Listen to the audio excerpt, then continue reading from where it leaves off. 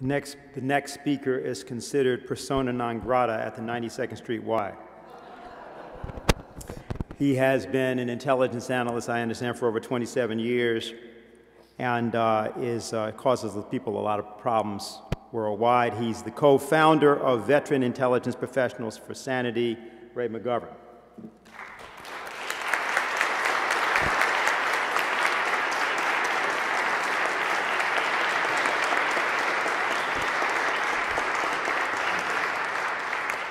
Thank you so much. I'm glad that I'm still welcome in some parts of this, my native town.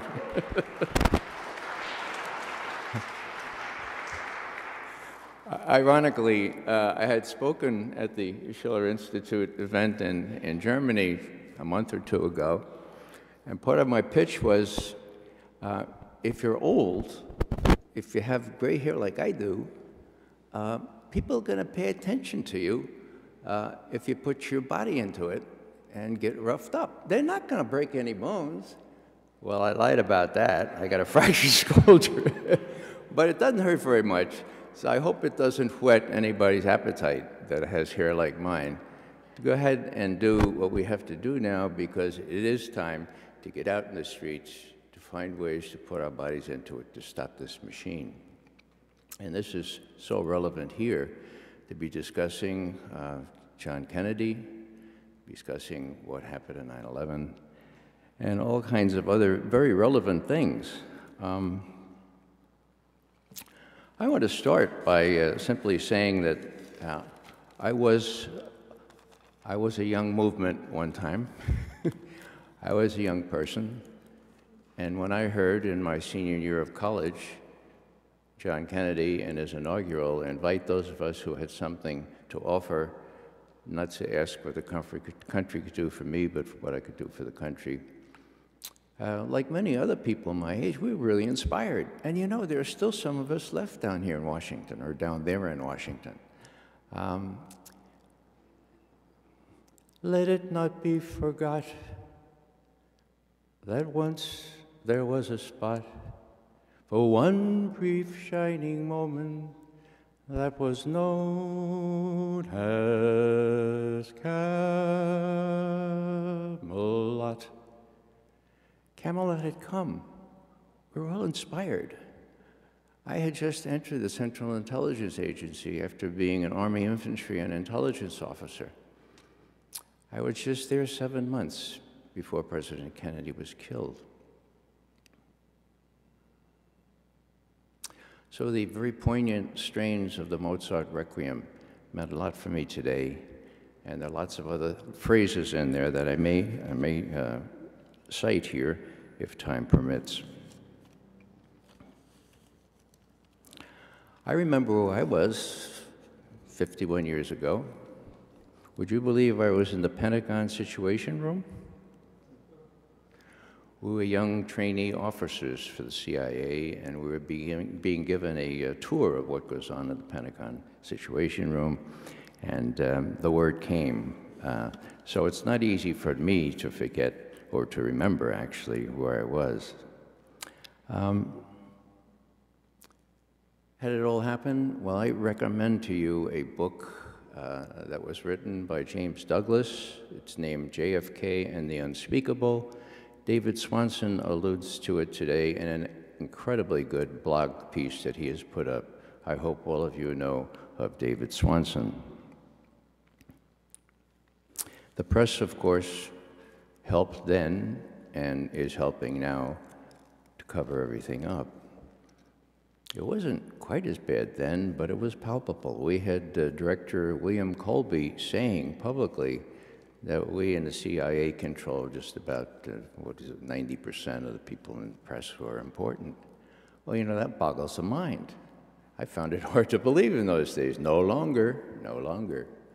And so what I always make a point to say on any occasion like this is that even though I've seen a lot of change in Washington over the last 50 years, there's one that dwarfs all the other changes in significance, and that is that we no longer have a free media, and that could not be bigger. The Fourth Estate is dead. What's the good news? Is there a fifth estate? Sure as hell is, huh? Young people don't read the New York Times, the Washington Post. They get everything from the net, from the web.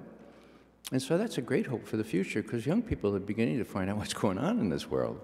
So that's a biggie. And as we see, not only with the JFK assassination, Douglas's book is by far the best. Have you seen it reviewed anywhere? I wonder why that is, huh? Okay, let me continue here. H.R. 428. We need to give that the greatest support, because as I'll try to demonstrate here, it is key to the unraveling of what people knew, how people reacted or did not react to the copious information that was available before 9/11. The Congressional Joint Inquiry, part of which were these 28 pages, was what we in the Bronx used to call a crock. It was set up with great opposition from virtually the whole establishment in Washington, including Porter Goss, head of the House Intelligence Committee, and, sad to say, the head of the Senate Intelligence Committee, a fellow who's sort of redeemed himself now. His name is Bob Graham. Cheney challenged House Speaker Daschle, was saying, you set up a committee like this, we're not going to allow any administration people to testify. Wow. But then it became clear that if the administration didn't set up their own little controllable exercise here to investigate, someone else would. And that's when they picked Goss and Graham to ride herd on what happened. First thing you knew, the FBI is crawling all over their Senate and House offices. Can you believe it? You know, that's a different branch of government. Congress has its own investigative bodies, but Goss and Graham said, oh yeah, there was a leak. Welcome all you FBI agents. And they wanted to interrogate and subject to lie detector examinations, congressmen and representatives. It was crazy. And that's the way it went. After it started out in February, they couldn't find an executive director for a couple of years. They worked till August, then they took a big vacation, and finally in the fall, there was a report. Now, the report was quite amazing because Porter Goss, who was really the bête noire in all this, he was clearly doing what Cheney told him to do. He said, now, please understand, and this may sound familiar to you, we're not out to establish guilt or accountability. No. What we're trying to do is, quote, look for solutions, not scapegoats. Does that sound familiar? Yeah, right. I mean, Obama was a young boy then, I suppose, but he must have watched Fox News to find out that you're not supposed to look backward, you just look forward. I tried that on the NYPD when I was speeding the other day, and it didn't work. I said, oh, let's just look forward. No, they said, you know what they said, right? Okay. So they bowed to the FBI demands that they could not interview the Saudis in San Diego. The FBI says, no, you can't. It was, oh, okay, sorry, didn't mean to ask. One of the Saudi intelligence agents who worked in California as a quasi-diplomat was allowed to leave right after 9/11. Nobody questioned him. Of course, you know how many Saudis were put on those planes right after 9/11. George Tenet, who was the head of the CIA, he would not agree to be interviewed by the Congressional Joint Committee. And so they said, oh, gosh, that's too bad. So what happened? What was the report? Well, the report came out. I remember I was in San Diego at the time. My youngest son was working there, and I couldn't believe it. What Eleanor Hill, who, to her credit, tried to do an honest job against insuperable odds. What she said was this.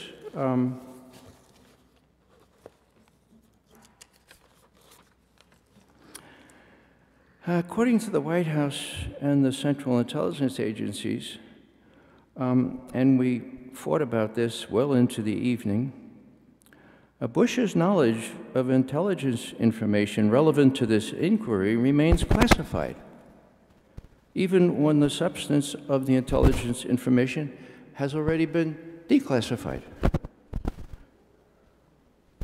That was the case in the committee's final report, and we still don't know what was in those 29 pages or anything else that the joint inquiry found out about what Bush knew.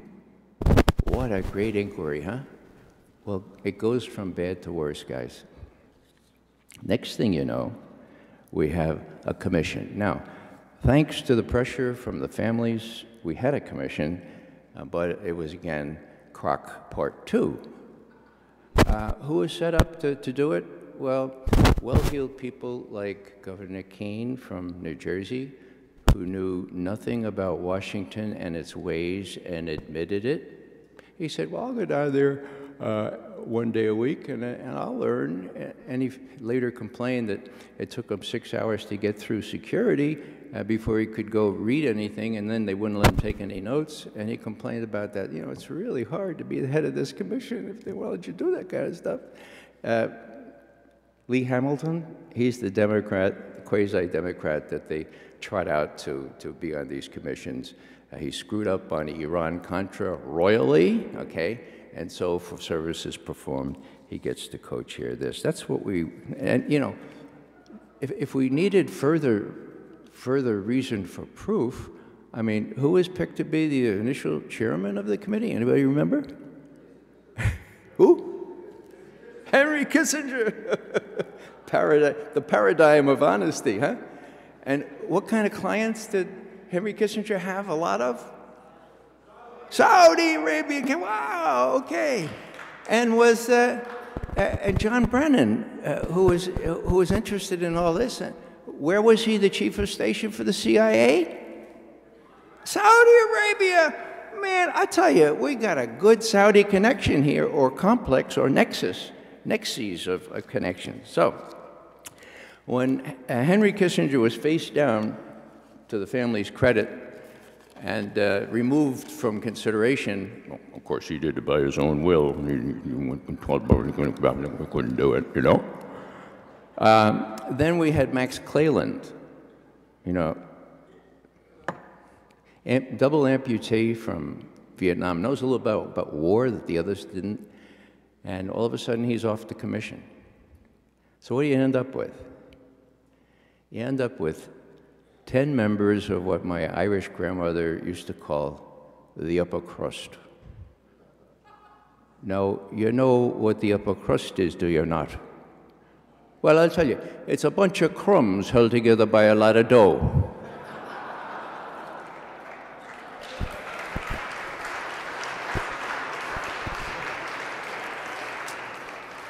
I remember writing at the time, and I couldn't get into the Post at the time, so this one was in the Birmingham News, not a bad rag there in Birmingham, Alabama.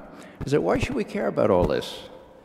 Well, one need only to think of the still disputed findings of the commissions that investigated the assassinations of John Kennedy, Dr. King, to feel the corrosive effects on a body politic when cataclysmic events like this are shoddily investigated with their conclusions deservedly suspect. Now, what I'd like to do is turn to San Diego specifically and do what we used to call at the Harvard Business School kind of as case study. I mean, I won't even mention those two well-heeled Saudis that left very abruptly, left all their papers and their fancy cars behind, whose telephone records indicated that they were in copious contact with Mohammed Atta. I wouldn't even mention them.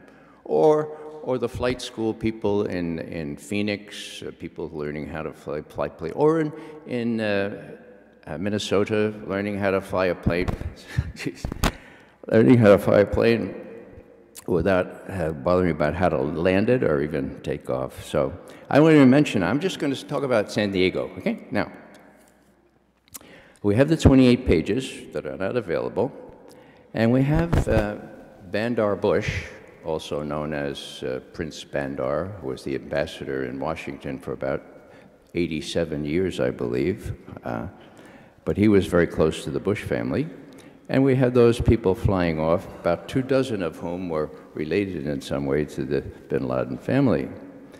We had 2 people who the CIA knew were terrorists and who the CIA knew were in San Diego, but who the CIA says they never told the FBI or Richard Clarke. Whoa. Now, to his credit, and I think Richard Clarke is one of the good guys here, I only wish that he didn't wait until he had published his book,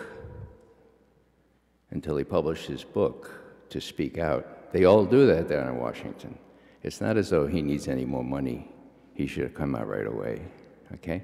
And I think he's still susceptible to pressure because, after all, he's one of the few, or maybe he's the only one, who apologized, right? Well, Clarke talked to 2 rather obscure community radio people in Denver in 2009 and said, George Tenet told me everything except the presence of these 2 terrorist suspects in San Diego. And so the interviewer said, well, how do you figure that? Was it inadvertence? And Clarke said, no, it would have had to have been a positive, actual intervention by George Tenet, the director, to deprive me of that information. Well, how many others knew it? Clarke says, 50 all told. The CIA knew it, but they wouldn't tell the FBI. Whoa. Now, has Tenet ever been asked about that? Or the FBI? They need to be. They need to be under oath, okay? Another thing that occurs here, I don't want to use up more time than I'm allotted, is the fact that NSA, I want you to pause here because this is important. NSA had been monitoring Al-Qaeda very carefully in the years prior.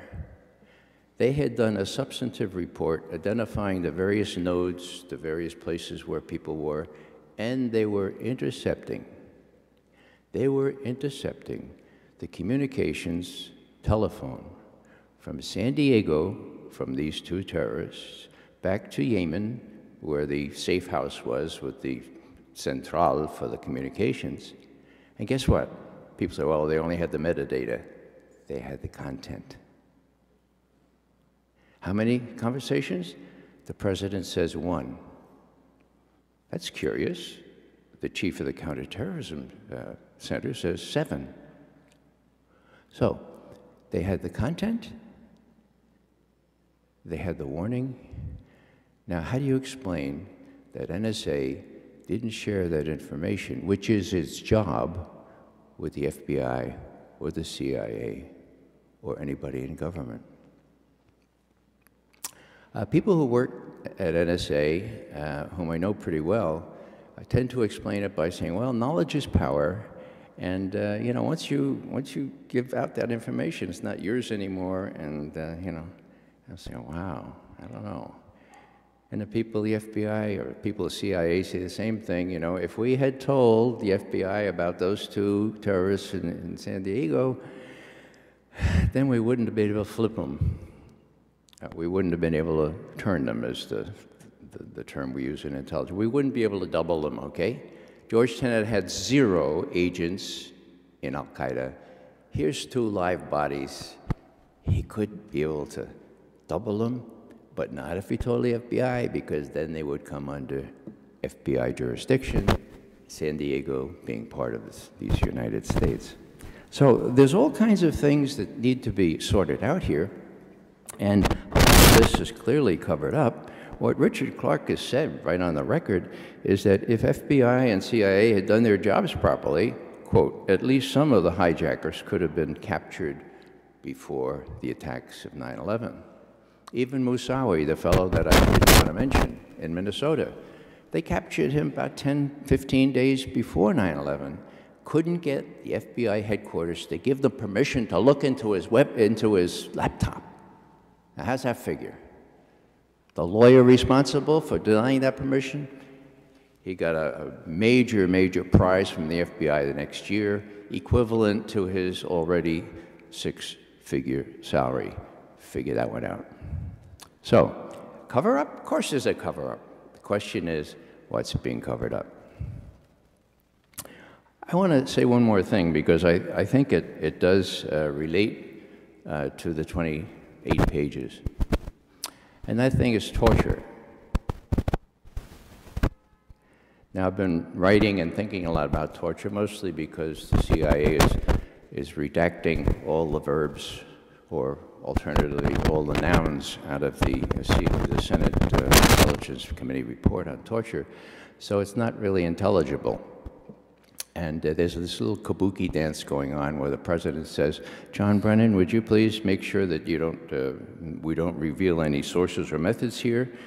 John Brennan redacts it. He gives it to the Senate, and the Senate, oh, they can't understand it now because you're taking too much out. They give it back to the president, and the president says, oh, John, would you, hello. They don't want it out. Now, why do I raise it in this connection? Because that 9/11 Commission report depended almost exclusively on 3 terrorists who were waterboarded to a fare-thee-well. Okay? Now, can you get reliable information from torture techniques? Well, let me cite the head of Army Intelligence, who in 2006, when he heard that George Bush was going to pretend the opposite, he came out very courageously at a press conference in the Pentagon. His name was John Kimmons, and he said this, and I quote, "No reliable intelligence has ever come from harsh interrogation techniques. History shows that, and the experience of the past 5 years," he's saying this in 2006, "the experience of the last 5 years also demonstrates this, period," end quote. So, you can't get good information about torture, from torture. So, people say, well, why torture then, besides just showing that you can? Well, it's really pretty simple, folks. If you want bad information, I mean, torture works like a charm.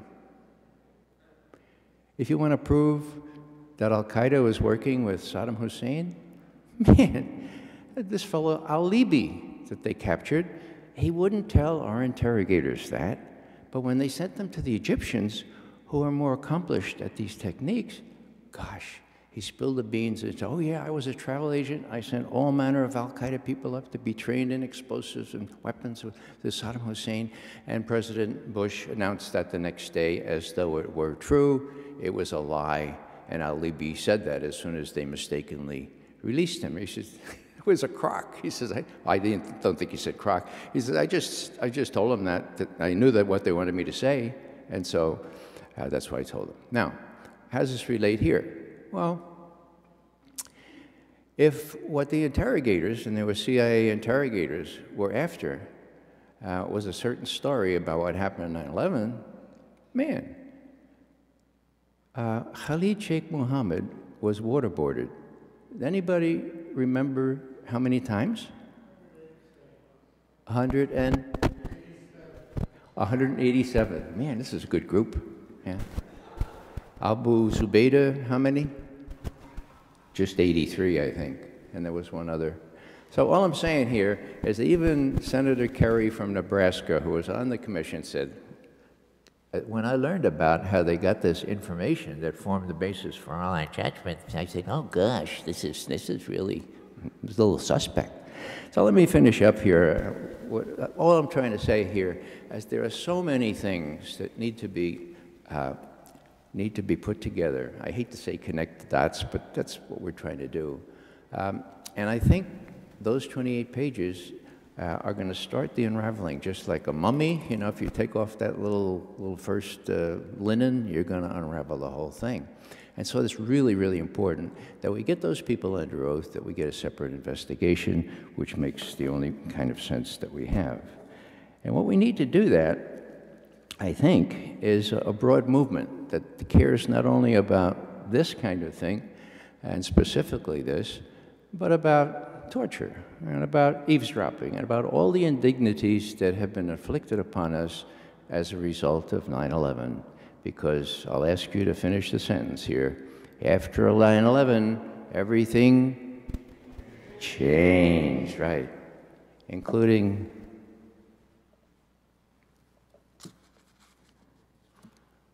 this document, which happens to be the Constitution of the United States. I'll say one last thing, because I think it's illustrative. We all have our own opportunities and our own call, and our own chances to make a difference. Edward Snowden, whom I'm pleased to be able to call my friend now, having visited him again in September, I learned from a Forbes magazine article that one of his co-workers in Honolulu went to Forbes. Now, Forbes is not a left-wing rag by any chance, right? Okay. She went to Forbes, and she said, look, you know, I really don't like this character assassination that's being applied to Ed Snowden. He was the best of the best. The reason he could do all those things is because he alone could do all these things. And besides that, every week or so, he'd whip out this Constitution that he held on his desk, and he'd say to us, you know, there's a Fourth Amendment here, and I'm not sure what we're doing is really consonant. Does this bother you guys? And we would all say, Ed, you like it here in Honolulu? Well, yeah. You like your six-figure? Yeah. Well, forget about it. Forget about it, Ed. So I asked Ed, I said, are you aware of that? He says, yeah, someone told me about that. I said, well, how do you feel about that? And his answer surprised me. And I recommend the lessons in it for your consideration. If it were I would have said, yeah, those people all knew we were committing crimes and didn't have the guts. But not Ed. Ed says, he said to me, you know, I knew that someone had to do this. And as I looked around, she had a big mortgage. They had 3 kids. All of them had family and other responsibilities that I didn't have. And so I looked in the mirror and I said, well, somebody's got to do this, Ed, and I guess that would be you. Wow. There was no grudges. There was no criticism. He accepted that not everybody is in the place where they can make that kind of difference, but some of you are, or some of you will be, or you know people who are. And what we need to do is rise to the occasion. I'd like to finish simply by quoting one of the other mothers, Terry, which I had recorded here on an article I wrote at the time. Her name was Kathy Ashton, and she was in high dudgeon at the way the various investigations were going. She lost a 21-year-old son at the World Trade Center, and she said, you know, she told Newsweek, we need to know the truth because my son cannot have died in vain. This can't happen to somebody else, but it will if we don't figure out what went wrong. Now, last thought comes from one of my favorite prophets, Rabbi Heschel, Abraham Heschel, who was a terrific prophet during Vietnam and subsequent years. And he pointed out, you know,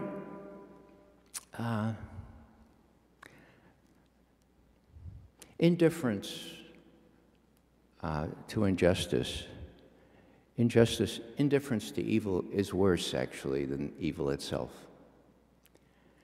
Now, we're all not guilty, he said, but we all are responsible.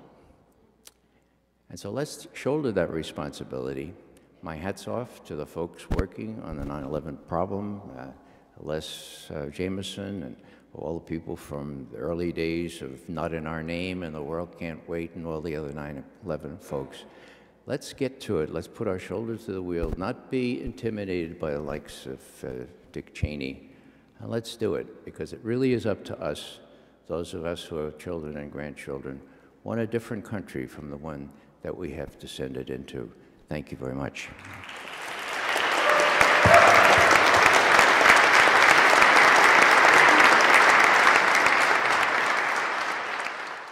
We were young trainee officers for the CIA, and we were being given a tour of what goes on in the Pentagon Situation Room, and the word came. So it's not easy for me to forget, or to remember, actually, where I was. How did it all happen? Well, I recommend to you a book that was written by James Douglas. It's named JFK and the Unspeakable. David Swanson alludes to it today in an incredibly good blog piece that he has put up. I hope all of you know of David Swanson. The press, of course, helped then and is helping now to cover everything up. It wasn't quite as bad. Has Camelot. Camelot had come. We were all inspired. I had just entered the Central Intelligence Agency after being an Army infantry and intelligence officer. I was just there 7 months before President Kennedy was killed. So the very poignant strains of the Mozart Requiem meant a lot for me today, and there are lots of other phrases in there that I may cite here if time permits. I remember where I was 51 years ago. Would you believe I was in the Pentagon Situation Room? In Germany a month or two ago, and part of my pitch was, if you're old, if you have gray hair like I do, people are going to pay attention to you if you put your body into it and get roughed up. They're not going to break any bones. Well, I lied about that. I got a fractured shoulder, but it doesn't hurt very much. So I hope it doesn't whet anybody's appetite that has hair like mine. Go ahead and do what we have to do now, because it is time to get out in the streets, to find ways to put our bodies into it, to stop this machine. And this is so relevant here to be discussing John Kennedy, discussing what happened in 9/11, and all kinds of other very relevant things. I want to start by simply saying that I was a young movement one time. I was a young person, and when I heard in my senior year of college John Kennedy in his inaugural invite those of us who had something to offer, not to ask what the country could do for me, but what I could do for the country, like many other people my age, we were really inspired. And you know, there are still some of us left down here in Washington, or down there in Washington. Let it not be forgot that once there was a spot for one brief shining moment that was known. The next speaker is considered persona non grata at the 92nd Street Y. He has been an intelligence analyst, I understand, for over 27 years, and causes the people a lot of problems worldwide. He's the co-founder of Veteran Intelligence Professionals for Sanity, Ray McGovern.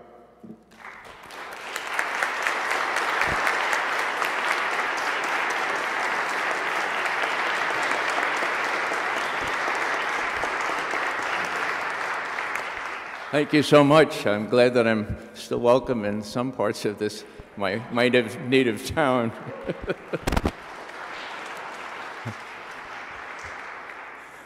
Ironically, I had spoken at the Schiller Institute event in